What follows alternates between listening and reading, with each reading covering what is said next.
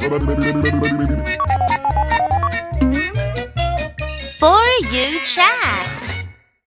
So today on the show, we've met a couple of Australian surfers. Yep. Mr. Turton and Mr. Sliglinski, Yep. who have been making a lot of efforts to clean up the oceans, one marina at a time down in Australia using the sea bin, which they invented themselves.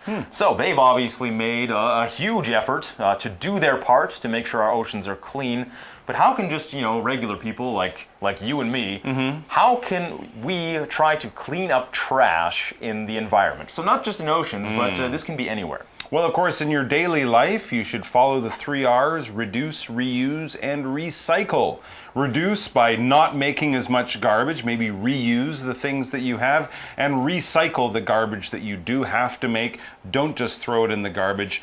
Put it in the recycling bin. Because, for example, I just learned this the other day. The average plastic bag, Yes. if you throw it into the garbage and it ends up, just sitting on a big pile of garbage, you know how long it takes to break down? No, years, I think. 500 years. Wow. 500 years for one plastic bag. And of course, it doesn't just break down and turn into butterflies. It turns into something that's also still quite poisonous. It just turns into smaller pieces of plastic. Exactly. But even to disappear, it takes 500 years, and then of course that goes into the water system. So think about the garbage that you have. And I would also suggest, without getting in trouble, if you see people throwing garbage away on the street, maybe say, "Excuse me, would you mind, taking that home or finding a garbage can or something like that?" And I have actually picked up other people's garbage, and generally they will respond in a good way.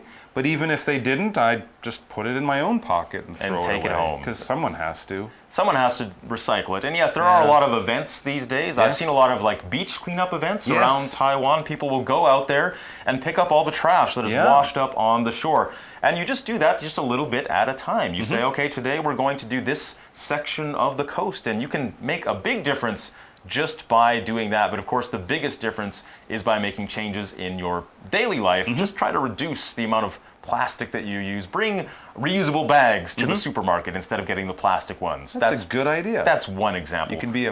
You can be a positive influence on the people around you by, showing them how it's done, and it's not that hard. Exactly. You guys can have a chat about this. We're out of time. Until the next edition of English for You, I'm Joe. I'm Mike. Goodbye. Are we going surfing? I think so. Let's go.